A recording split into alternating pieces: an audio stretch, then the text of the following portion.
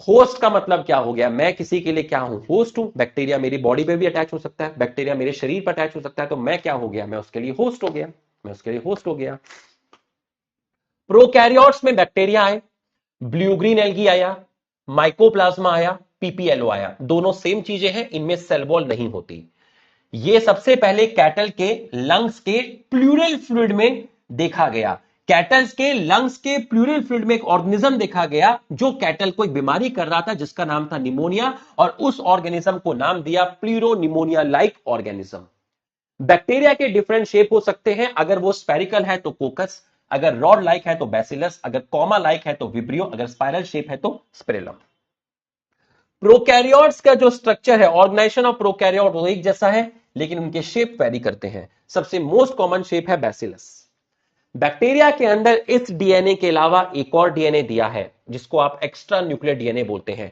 Chromosomal DNA के respect में extra, genomic DNA के रेस्पेक्ट में एक्स्ट्रा। ये भी डबल स्टैंडर्ड है, ये सर्कुलर है, लेकिन इसके मुकाबले में ये छोटा है। इसके अंदर एंटीबायोटिक रेजिस्टेंट जीन होते हैं। अगर आप इस बैक्टीरिया को मारने के लिए एंटीबायोटिक देंगे तो ये मरेगा नहीं, ये आपको दिखेगा, इसकी फिजिकल अपीयरेंस आएगी। फिजिकल अपीयरेंस को बोलते हैं फिनोटिपिक कैरेक्टर। फिनोटिपिक कैरेक्टर मतलब फिजिकल अपीयरेंस किसकी वजह से आई, एंटीबायोटिक रेजिस्टेंट जीन की वजह से आई।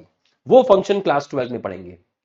सेल एनवेलप में 3 लेयर होती हैं, सबसे बाहर glycocalyx, then cell wall, then सबसे इनर सेल मेम्ब्रेन। तीनों को मिलाकर बोला सेल एनवेलप। 3 लेयर है, आपस में टाइटली अटैच है, केमिकली कॉम्प्लेक्स है। इन तीनों का जो केमिकल कॉम्पोजिशन है वो सिंपल नहीं है, तीनों की तीनों का फंक्शन अलग अलग है, तीनों की तीनों बिहेव करती है एज अ प्रोटेक्टिव यूनिट, और ये मोस्ट ऑफ द प्रोकैरियोट में सेल एनवेलप मिलती है। सेल एनवेलप की पहली लेयर है ग्लाइकोकैलेक्स। अगर ग्लाइकोकैलेक्स हार्ड है तो उसको कैप्सूल बोलेंगे, अगर ग्लाइकोकैलेक्स सॉफ्ट है तो उसको स्लाइम लेयर बोलेंगे। ठीक, ये मेनली पॉलीसेक्रिहाइड की बनी है जो कि कार्बोहाइड्रेट है। ग्लाइकोकैलेक्स का जो कॉम्पोजिशन है, जो थिकनेस है, वो अलग अलग बैक्टीरिया में वेरी करता है। ग्लाइकोकैलेक्स बैक्टीरिया को एक स्टिकी कैरेक्टर देता है, चिपचिपा स्टिकी कैरेक्टर देता है। सेल वॉल पेप्टाइडोग्लाइकेन से बनी है जिसको आप म्यूरिन बोलते हैं। इसके 2 पार्ट हैं, शुगर एंड अमीनो एसिड। ये आपका बैक्टीरिया को शेप प्रोवाइड करता है और बर्स्ट होने से बचाता है। सेल मेम्ब्रेन लिपिड और प्रोटीन से बनी है, इसका स्ट्रक्चर सिमिलर होता है प्रोकैरियोट और यूकैरियोट में। सेलेक्टिवली मतलब प्रोकैरियोट की सेल मेम्ब्रेन और यूकैरियोट की सेल मेम्ब्रेन का स्ट्रक्चर ऑलमोस्ट सिमिलर होगा। ये सेलेक्टिवली परमिएबल होती है, मतलब ये बाहर से अंदर वाटर को, सॉल्वेंट को आने देगी और कुछ सॉल्यूट को आने देगी। तो बाहर के इन्वायरमेंट के साथ ये इंटरेक्ट करती है, क्योंकि सेल वॉल तो सभी को आने देती है। ठीक है, सेल वॉल तो सभी को आने देती है।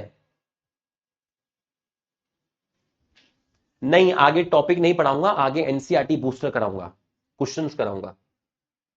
मीजोजोम, सेल मेम्ब्रेन अंदर की तरफ इन्वेजिनेट हुई, जो स्ट्रक्चर बना उसको मीजोजोम बोलते हैं। मीजोजोम में यूकैरियोट, प्रोकैरियोट में रेस्पिरेशन होता है, मीजोजोम प्रोकैरियोट में ही मिलते हैं। यूकैरियोट के अंदर रेस्पिरेशन माइटोकॉन्ड्रिया में होता है, प्रोकैरियोट में माइटोकॉन्ड्रिया नहीं मिलता। इस मीजोजोम के ये अलग अलग शेप हो सकते हैं। मीजोजोम की वजह से सरफेस एरिया बढ़ गया, एंजाइम कंटेंट बढ़ गया, और सिक्रीशन में ये रोल प्ले कर रहे हैं, मतलब किसी चीज का ट्रांसपोर्ट कर रहे हैं सेल से बाहर, और सेल वॉल की सिंथेसिस करने में हेल्प करते हैं। कैसे करते हैं हमें नहीं जानना। एक डीएनए था, डीएनए डबल हो गया, जिसको डीएनए रेप्लिकेशन बोलते हैं, डीएनए की सिंथेसिस हुई, मीजोसोम डिवाइड हुआ और मीजोसोम मूव किया, तो एक डीएनए यहां आ गया, एक डीएनए यहां आ गया, बीच में सेल मेम्ब्रेन के अंदर इन्वेजिनेशन हुआ, ये पॉइंट मीट कर गया, 2 डॉटर सेल बन गई। तो डीएनए रेप्लिकेशन में मीजोसोम ने हेल्प किया और उस डीएनए को इक्वली डिस्ट्रीब्यूट किया। किसके अंदर डिस्ट्रीब्यूट किया, 2 डॉटर सेल के अंदर डिस्ट्रीब्यूट किया। ठीक, इंक्लूजन बॉडी प्रोकैरियोट के साइटोप्लाज्म में मिलती है, मेम्ब्रेन लेस होती है, ये फूड मटेरियल को रिजर्व करती है, किसी मटेरियल को स्टोर करती है, जैसे फॉस्फेट ग्रेन्यूल फॉस्फोरस को स्टोर करेंगे, ग्लाइकोजन ग्रेन्यूल ग्लाइकोजन को स्टोर करेंगे, साइनोफिसिन ग्रेन्यूल प्रोटीन को स्टोर करेंगे। ये प्रोकैरियोट में मिलती है। गैस वैक्यूल भी इंक्लूजन बॉडी का एग्जांपल है, ये एयर को स्टोर करता है, एयर की वजह से फ्लोटेशन में हेल्प होती है। ठीक, blue green algae, purple sulphur bacteria और ग्रीन सल्फर बैक्टीरिया में गैस वैक्यूल मिलते हैं। ये दोनों के दोनों आपके फोटोसिंथेटिक बैक्टीरिया हैं, ये दोनों के दोनों आपके फोटोसिंथेटिक बैक्टीरिया हैं। पिलाई और फिमरे लोकोमोशन में हेल्प नहीं करते, ये सरफेस स्ट्रक्चर है, सरफेस पे मिलते हैं। जिनका नंबर कम है वो आपके पिलाई हैं, जिनका नंबर ज्यादा है वो आपके फिमरे हैं। ये लॉन्ग है, ये आपके शॉर्ट है, ये पिलिन प्रोटीन के बने हैं और फिमरे आपका अटैचमेंट में हेल्प करता है। बच्चों एकदम फील हुआ पूरा का पूरा, तो आप यस लिख दीजिए। एक बार हमारे सम्मान में यस लिख दीजिए। अगर पूरा का पूरा आपको फील हुआ तो आप एक बार हमारे सम्मान में सभी लोग यस लिख दीजिए।